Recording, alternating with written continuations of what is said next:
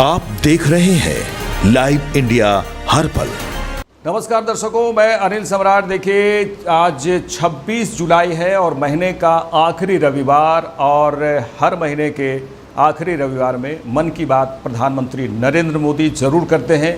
मन की बात में कई बातें, पूरे देश भर की कई बातें वो बताते हैं, साझा करते हैं, और कैसे भारत का विकास हो और भारत के विकास में कौन कौन से लोग अहम भूमिका निभा रहे हैं, इसकी भी ज़रूर चर्चा करते हैं। और इस खास मन की बात को सुनने के लिए भारी संख्या में लोग टीवी के सामने, रेडियो के सामने ज़रूर उपस्थित होते हैं, मन की बात ज़रूर सुनते हैं। आप भी सुनिए प्रधानमंत्री नरेंद्र मोदी के मन की बात। प्यारे देशवासियों, नमस्कार। हमारे जीवन में कुछ तारीखें ऐसी होती हैं जिन्हें याद रखने के लिए कैलेंडर देखने की जरूरत नहीं पड़ती। आज 26 जुलाई ऐसी ही एक तारीख है। आज कारगिल विजय दिवस है। ये दिन हमें गर्व से भर देता है। ये दिन हमें अपने वीर जवानों के अद्भुत साहस की याद दिलाता है। कारगिल की ऊंची ऊंची चोटियां, कठिन मौसम, दुश्मन की चुनौती, हर परिस्थिति हमारे सैनिकों के सामने थी, लेकिन उनका हौसला हर चुनौती से बड़ा था। उन्होंने मां भारती की रक्षा के लिए अपना सर्वस्व अर्पित कर दिया। आज कारगिल विजय दिवस पर मैं सभी वीर शहीदों और वीर सैनिकों को श्रद्धापूर्वक नमन करता हूं।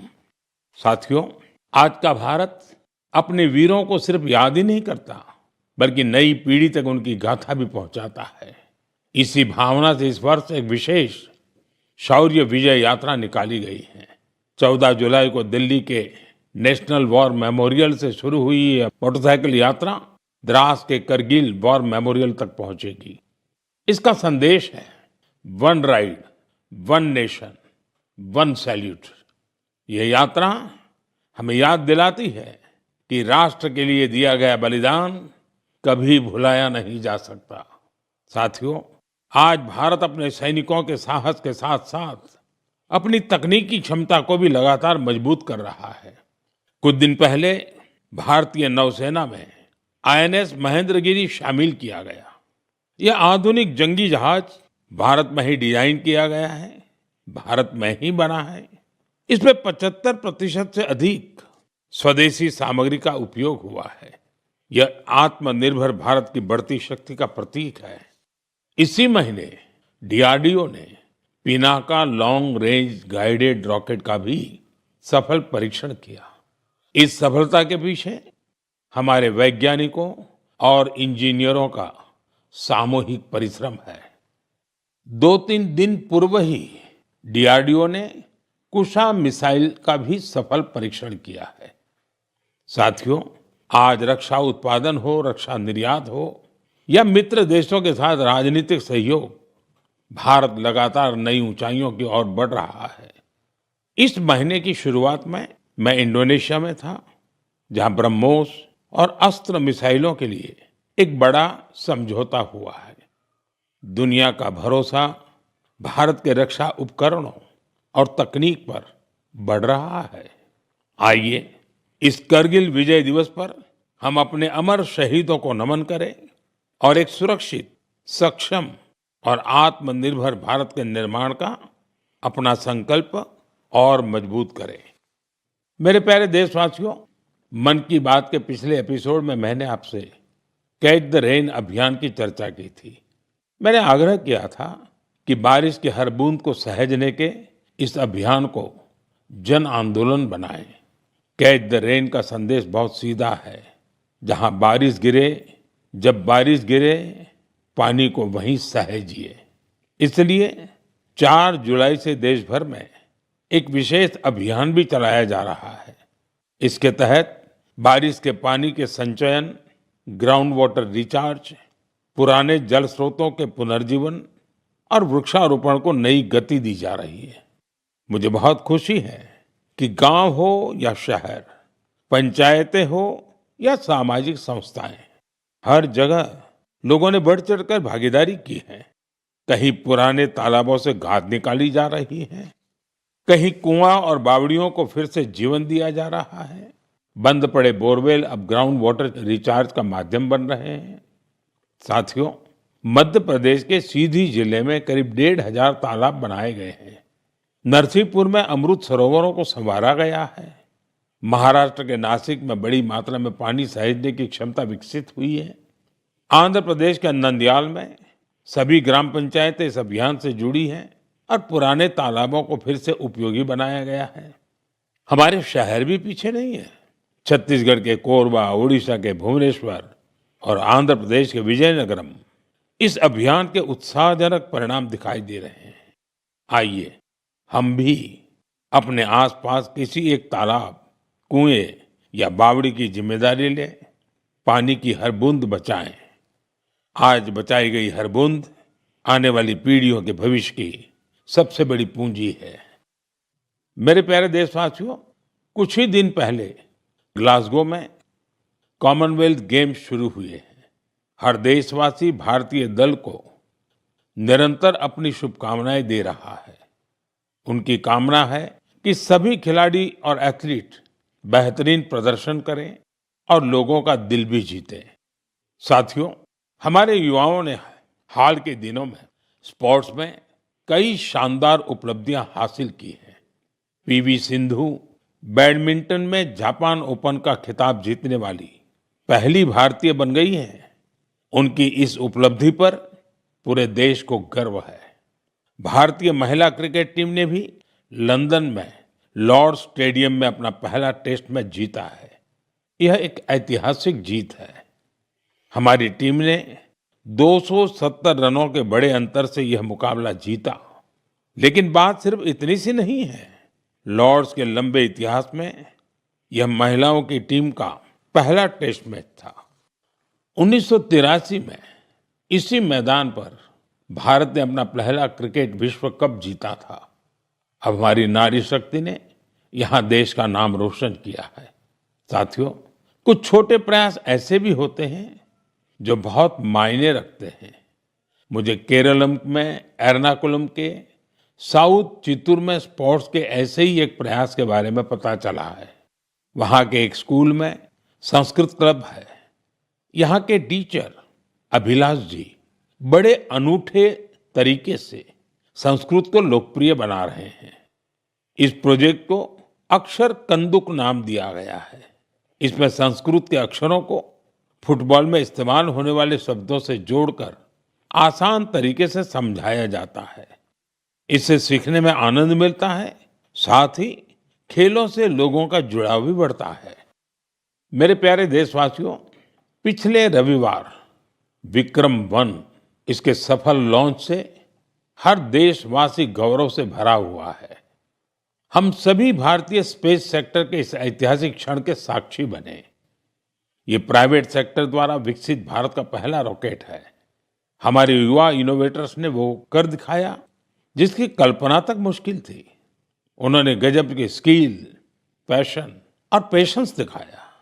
लंबे समय तक हमारा स्पेस सेक्टर निजी क्षेत्र के लिए बंद रहा था। इस सेक्टर में रुचि रखने वाले काफी युवाओं को अपनी प्रतिभा दिखाने का अवसर नहीं मिल पा रहा था। युवा हित को देखते हुए हमने स्पेस सेक्टर को प्राइवेट सेक्टर के लिए खोला। आज इसका परिणाम दुनिया देख रही है। साथियों, हमारे युवा साथी साइंस में भी भारत का मस्तक ऊंचा कर रहे हैं।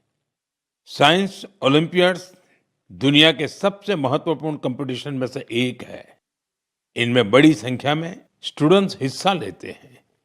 इस महीने फिजिक्स, केमिस्ट्री, बायोलॉजी और मैथमेटिक्स के ओलंपियाड हुए। इन कॉम्पिटिशन्स में भारतीय दल का प्रदर्शन शानदार रहा। फिजिक्स ओलंपियाड में हमारे सभी 5 स्टूडेंट्स ने गोल्ड मेडल जीते और भारत ने पहली रैंक हासिल की। पिछले एक दशक में हुए हर फिजिक्स ओलंपियाड में हमारे देश के स्टूडेंट्स ने गोल्ड या सिल्वर मेडल जरूर जीता है। केमिस्ट्री ओलंपियाड में भी हमारे सभी स्टूडेंट्स ने गोल्ड मेडल जीता। यह अब तक की बेस्ट परफॉर्मेंस रही है। बायोलॉजी ओलंपियाड में भी हमारे सभी स्टूडेंट्स ने मेडल जीते। इनमें एक गोल्ड मेडल भी शामिल है। वहीं मैथमेटिक्स ओलंपियाड में हमारे स्टूडेंट्स ने 2 गोल्ड और 4 सिल्वर मेडल्स अपने नाम किए। मुझे देश की युवा शक्ति पर बहुत गर्व है। यह देखकर खुशी होती है कि भारत में ओलंपियाड्स और हैकेथॉन्स का कल्चर निरंतर बढ़ रहा है। मुझे विश्वास है कि देश के अधिक से अधिक युवा ऐसे फोरम्स में अपना इंटरेस्ट दिखाएंगे और भारत का परचम भी लहराएंगे। मेरे प्यारे देशवासियों, जब हुनर भी हो और कुछ करने का जज्बा भी हो, तो हर राह आसान हो जाती है। कश्मीर की पारंपरिक चटाई वगू को लेकर आज जो प्रयास हो रहे हैं, उसमें इसी की झलक मिलती है। इसे सरकंडे और धान के पुआल से, स्ट्रॉ से तैयार किया जाता है। इस चटाई को बनाने की परंपरा बरसों पुरानी है। इसके लिए सबसे पहले कश्मीर के दलदली इलाकों की घास और सरकंडे की कटाई की जाती है। धूप में सुखाने के बाद छटाई होती है और फिर शुरू होता है हाथों से बुनाई का काम। 2 कारीगरों को एक चटाई बनाने में करीब करीब 4 दिन लगते हैं। यह चटाई अनूठी भी है और इको फ्रेंडली भी है। एक बड़ी खासियत यह है कि आपको गर्मियों में इससे ठंडक मिलेगी और सर्दियों में गर्माहट।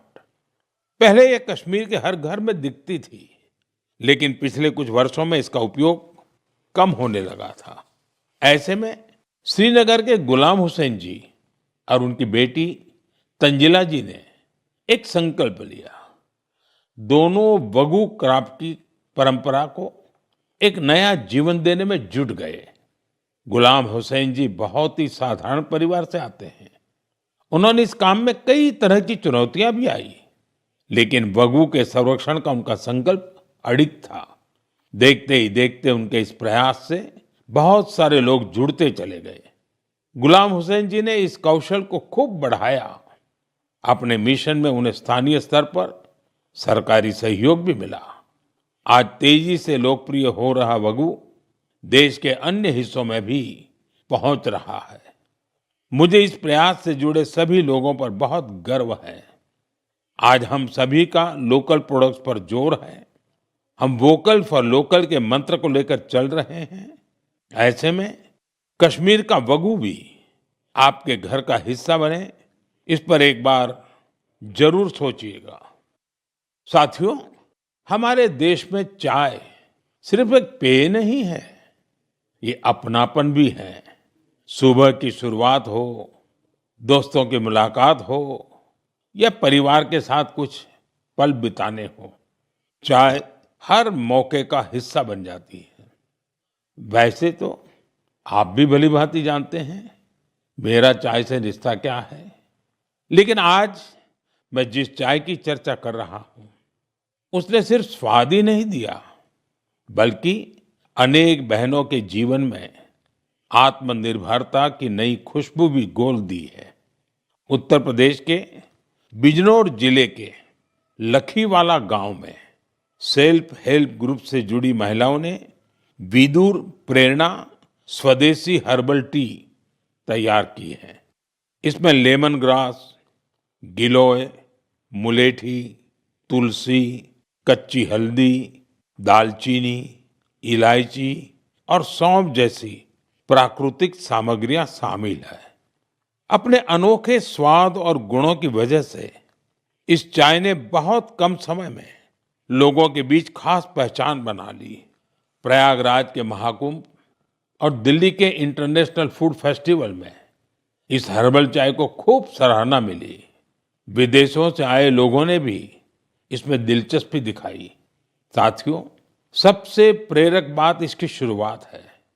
ये पूरा प्रयास सिर्फ 1 लाख रुपये से शुरू हुआ था। आज यह ब्रांड देश के बड़े संस्थानों तक पहुंच चुका है। ये पहल हमें बताती है कि जब स्थानीय ज्ञान, प्रकृति और महिलाओं का आत्मविश्वास साथ आते हैं, तो एक छोटा सा प्रयास भी बड़े बदलाव की शुरुआत बन जाता है। मेरे प्यारे देशवासियों, आज देश भर में एक पेड़ मां के नाम अभियान के माध्यम से लोग प्रकृति के प्रति अपना दायित्व निभा रहे हैं। जब समाज इस भावना से जुड़ता है तो बहुत सुंदर और प्रेरक उदाहरण सामने आते हैं। साथियों, अहमदाबाद में जन भागीदारी की अद्भुत शक्ति दिखाई दी है। भाड़ज क्षेत्र में 1 घंटे के भीतर 3.5 लाख से अधिक पौधे रोपे गए। इसमें 25,000 से अधिक लोग जुटे। स्कूली बच्चे, एनसीसी कैडेट्स, स्वयंसेवक और आम नागरिक सभी ने इस अभियान में हिस्सा लिया। आने वाले वर्षों में यही पौधे एक घने शहरी वन का रूप लेंगे। इस प्रयास को Guinness book of world record में दर्ज किया गया है। साथियों, एक पेड़ मां के नाम अभियान के तहत यूपी में भी जन शक्ति का अद्भुत संकल्प देखने को मिला है। वहां एक ही दिन में 12 जुलाई को 35 करोड़ से अधिक पौधे लगाए गए हैं। यूपी का सांसद होने के नाते मेरे लिए ये भी विशेष गर्व की बात है। मेरे प्यारे देशवासियों, पेड़ केवल मनुष्यों के लिए नहीं होते, वे अनगिनत जीवों के घर भी होते हैं। गुजरात के गीर के जंगलों में करीब 60 वर्षों बाद इंडियन ग्रे हॉर्नबिल फिर से बसेरा बना रहा है। ये गीर में बरसों से हो रहे संरक्षण और पुनर्स्थापन के प्रयासों का परिणाम है। हॉर्नबिल को जंगलों का किसान कहा जाता है। ये फल खाते हैं और बीजों को दूर दूर तक पहुंचाते हैं। उन्हीं बीजों से जंगल में नए पेड़ उगते हैं। इस तरह एक पक्षी जंगल को फिर से हरा भरा बनाने में मदद करता है। मैं आप सभी से कहूंगा, हम सभी अपने जीवन के किसी विशेष अवसर को प्रकृति से जरूर जोड़ें। एक पेड़ मां के नाम लगाएं। आज का लगाया एक छोटा सा पौधा आने वाली पीढ़ियों के लिए हरियाली, स्वच्छ हवा और सुंदर भविष्य की विरासत बन सकता है। मेरे प्यारे देशवासियों, हम सभी जानते हैं कि आज प्लास्टिक प्रदूषण पूरी दुनिया के पर्यावरण के लिए बड़ी चुनौती बना हुआ है। सिंगल यूज प्लास्टिक का कचरा कई वर्षों तक प्रकृति को नुकसान पहुंचाता रहता है। इसलिए प्लास्टिक का सही निस्तारण बहुत जरूरी है। साथियों, बिहार के सीतामढ़ी में वेस्ट टू वेल्थ का शानदार उदाहरण सामने आया है। यहाँ कचरे की रिसाइकलिंग कर उससे आकर्षक बेंच बनाई जा रही है। एक बेंच तैयार होने में करीब 40 किलो सिंगल यूज प्लास्टिक खप जाती है। यह मजबूत, टिकाऊ और आरामदायक होने के साथ साथ इको फ्रेंडली भी होती है। इसे सरकारी स्कूलों, पार्कों और सार्वजनिक स्थलों पर लगाया जाता है। इसके जरिए लोगों में पर्यावरण संरक्षण को लेकर जागरूकता भी बढ़ रही है। इस प्रयास में स्थानीय इकाई के साथ ही जिला प्रशासन की महत्वपूर्ण भूमिका है। इससे स्थानीय स्तर पर रोजगार के अवसर भी पैदा हो रहे हैं। सीतामढ़ी का यह प्रयास हमें बताता है कि रिड्यूस, रीयूज और रिसाइकल आज केवल एक नारा नहीं, बल्कि हमारे जीवन का हिस्सा बनता जा रहा है। साथियों, आपको याद होगा, पिछली बार मन की बात में मैंने गणेश उत्सव की बात की थी। मैंने आग्रह किया था कि हमें अपने देश की मिट्टी से ही बने गणेश जी की पूजा करनी चाहिए। जो पीओपी से बने गणेश जी होते हैं या विदेश से आई गणेश जी की प्रतिमा होती है, उसके बजाय हमें देश की मिट्टी से बने गणेश जी को घर में स्थापित करना चाहिए। इस विषय पर अनेक लोगों ने मुझे संदेश भेजा है और अपने विचार रखे हैं। लोगों ने बताया कि उन्होंने मेरे आग्रह को अपनाया है। उन्होंने स्थानीय मिट्टी से तैयार होने वाले गणेश जी को स्थापित करने का संकल्प लिया है। लोगों ने लिखा है कि मन की बात में पहले इस पर चर्चा हुई, इससे उन्हें सही वक्त पर सही कदम उठाने में मदद मिली। मैं एक बार फिर अपना आग्रह दोहराता हूं। इस बार गणपति पूजा में देश की मिट्टी से बने गणेश जी को अपने घर पर स्थापित करें, उनकी पूजा करें। आपका ये प्रयास भी एक तरह से प्रकृति की ही पूजा होगा। मेरे प्यारे देशवासियों, अब मैं आपको एक ऐसे व्यक्ति के बारे में बताऊंगा जिनके बारे में सुनकर आपको बहुत गर्व होगा। एक ऐसे व्यक्ति जो साइंस और इनोवेशन के क्षेत्र में बढ़ चढ़कर काम कर रहे हैं, दुनिया में जिनकी पहचान बन रही है, लेकिन इसके बाद भी वो अपनी जड़ों से गहराई से जुड़े हुए हैं। अवसर मिलते ही वो अपनी मिट्टी का सम्मान करना नहीं भूलते। वो व्यक्ति हैं मणिपुर के डॉक्टर रोनाल्डो रेशराम जी। नाम उनका रोनाल्डो है, लेकिन काम से वो एक एस्ट्रोफिजिसिस्ट है। वे जापान में काम करते हैं और यंग गैलेक्सीज के एक विशाल समूह की खोज करने वाली टीम का हिस्सा रहे हैं। आप जानना चाहेंगे कि उन्होंने आखिर किया क्या है? दरअसल उन्होंने इस पूरे समूह का नाम मणिपुर की एक खूबसूरत झील से जोड़कर लोकटक प्रोटो क्लस्टर रखा है। लोकटक ताजे पानी की बहुत बड़ी झील है। लोकटक लेक में तैरती हुई फुमड़ी मिलकर एक अनोखा लैंडस्केप बनाती है। ऐसा लगता है कि विशाल समंदर में छोटे छोटे द्वीप तैर रहे हो। उसी प्रकार यूनिवर्स में ये यंग गैलेक्सीज भी एक विशाल संरचना का निर्माण करती है। आज मणिपुर की लोकटक केवल देश के मैप पर ही नहीं, बल्कि विशाल ब्रह्मांड में भी अपनी चमक बिखेर रही है। यह उपलब्धि हर भारतीय का गौरव बढ़ाने वाली है। इससे हमारे युवा साथियों को सीख मिलती है कि वे अपनी परंपरा से जुड़े रहकर भी नई ऊंचाइयों को छू सकते हैं। ये ऐसी जड़ें हैं जो सितारों की दुनिया को भी जगमगा सकती हैं। मेरे प्यारे देशवासियों, कुछ ही दिनों बाद 7 अगस्त को हमारा देश नेशनल हैंडलूम डे मनाएगा। इस अवसर पर हम अपने बुनकर भाई बहनों के कौशल और उनकी सृजनशीलता का उत्सव मनाते हैं। हमारे ये साथी पीढ़ियों से चली आ रही परंपराओं को आगे बढ़ा रहे हैं। साथियों, हथकरघे से बना हर परिधान किसी न किसी क्षेत्र, समुदाय और इससे जुड़े असंख्य लोगों की कहानी को सामने लाता है। ये वो लोग हैं जो गर्व के साथ भारत की सांस्कृतिक विरासत को संजोने में जुटे हैं। आज के दिन मेरा आग्रह है कि हम हस्तकला को प्रोत्साहित कर अपने बुनकर साथियों का सम्मान करें। आइए हम वोकल फॉर लोकल की भावना को और सशक्त करें। साथियों, आज देश में जिस तरह हैंडलूम को बढ़ावा दिया जा रहा है, उससे बड़ी संख्या में लोगों का जीवन बेहतर हो रहा है। पोचमपल्ली से पटना और कुथमपल्ली से कच्छ तक इसके कई उदाहरण देखने को मिलते हैं। आज ऐसे कई लोग और समूह हैं जो हैंडलूम की हमारी गौरवशाली परंपरा को नई ऊर्जा और पहचान दे रहे हैं। कोई पोचमपल्ली इकत की सुंदर परंपरा को आगे बढ़ा रहा है, तो कोई महिला बुनकरों को जोड़कर वूल प्रोडक्ट्स बना रहा है। कुछ लोग केरलम की पारंपरिक कसाऊ कला को संरक्षित कर रहे हैं। इससे हमारी माताओं बहनों को रोजगार भी मिल रहा है। साथियों, एक और विषय जिसका मैं विशेष रूप से उल्लेख करना चाहूंगा, वह है खादी।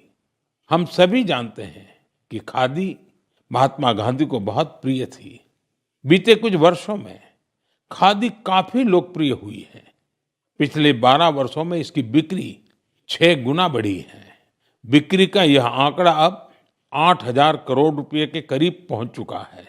मेरा आप सभी से आग्रह है कि आने वाले त्योहार में खादी का कोई न कोई, हैंडलूम का कोई न कोई, हैंडीक्राफ्ट का कोई न कोई प्रोडक्ट जरूर खरीदें। मेरे प्यारे देशवासियों, अगर आपसे पूछा जाए कि भारत के कितने तरह के म्यूजिकल इंस्ट्रूमेंट्स हैं, तो आप सोच में पड़ जाएंगे। ऐसा इसलिए क्योंकि हमारे यहाँ बहुत से वाद्य यंत्र और उनसे जुड़ी परंपराएं हैं। इसी तरह का एक इंस्ट्रूमेंट है त्रिपुरा का चोंग प्रेंग। यह वहाँ की ट्राइबल कम्युनिटीज में काफी लोकप्रिय है। बांस से बने इस वाद्य यंत्र में 3 तार होते हैं। इससे निकली धुन बहुत मधुर होती है, जो सरोद से मिलती जुलती है। कुछ वजहों से युवाओं के बीच इसकी लोकप्रियता कम होने लगी थी। ऐसे में सूरज कुमार देव वर्मा जी ने इसे फिर से लोकप्रिय बनाने का संकल्प लिया। आज उनका प्रयास रंग ला रहा है।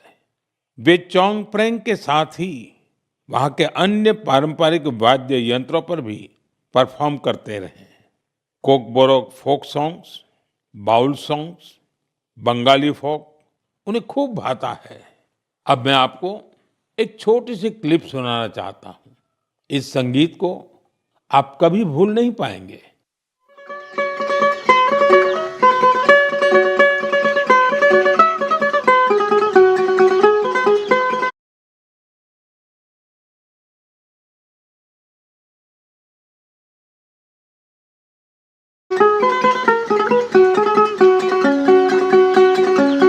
जादू हन्माले बोकी सनिए हानि सका नफाली तोला। साथियों, मुझे विश्वास है इसे सुनकर आपके मन को बहुत अच्छा लगा होगा। मुझे देव वर्मा जी पर बहुत गर्व है। पारंपरिक संगीत को लोकप्रिय बनाने का उनका प्रयास बहुत ही सराहनीय है। मेरा आग्रह है कि आप भी अपने आसपास के पारंपरिक वाद्य यंत्र की जानकारी सोशल मीडिया पर जरूर शेयर करें। आपकी यह कोशिश दूसरों को भी पारंपरिक भारतीय संगीत से जरूर जोड़ेगी। मेरे प्यारे देशवासियों, कल 27 जुलाई को भारत रत्न डॉक्टर एपीजे अब्दुल कलाम जी की पुण्यतिथि है। डॉक्टर कलाम के व्यक्तित्व में कई प्रेरक रूप थे, लेकिन उनके हृदय के सबसे करीब एक शिक्षक की भूमिका थी। वे बच्चों और युवाओं को बड़े सपने देखने के लिए प्रेरित करते थे। संयोग से इसी हफ्ते हम गुरु पूर्णिमा का पावन पर्व मनाएंगे। हमारे माता पिता हमारे पहले गुरु होते हैं। स्कूल के शिक्षक हमें अक्षर ज्ञान देते हैं। गुरु पूर्णिमा ऐसे सभी गुरुओं के प्रति कृतज्ञता जताने का अवसर है। मैं देश के सभी शिक्षकों और गुरुजनों को श्रद्धापूर्वक प्रणाम करता हूँ। साथियों, कुछ ही सप्ताह बाद हम अपनी स्वतंत्रता का महापर्व भी मनाएंगे। 15 अगस्त हर भारतीय के लिए गर्व का दिन है। ये उन असंख्य वीरों को याद करने का दिन है जिन्होंने भारत माता की स्वतंत्रता के लिए अपना सब कुछ समर्पित कर दिया। उनके त्याग और तपस्या की वजह से आज हमारे हाथ में तिरंगा है। इस तिरंगे में हमारे संविधान के आदर्श हैं। साथियों, पिछले कुछ वर्षों में हर घर तिरंगा अभियान ने पूरे देश को एक अद्भुत भावना से जोड़ा है। हर घर, हर गली में तिरंगे का उत्सव दिखाई देता है। इस वर्ष भी हमें हर घर तिरंगा अभियान को पूरे उत्साह के साथ आगे बढ़ाना है। अपने घर पर पूरे सम्मान के साथ तिरंगा फहराना है। साथियों, हर वर्ष 15 अगस्त से पहले आप मुझे बहुत से विचार और सुझाव भेजते हैं। इस वर्ष भी आप अपने विचार माईगॉव पर जरूर साझा कीजिए। मुझे आपके सुझावों का इंतजार है। साथियों, मन की बात में आज इतना ही। अगले महीने हम फिर मिलेंगे देशवासियों की अनेक नई उपलब्धियां और प्रेरक प्रयासों के साथ। तब तक के लिए मुझे अनुमति दीजिए। बहुत बहुत धन्यवाद। नमस्कार।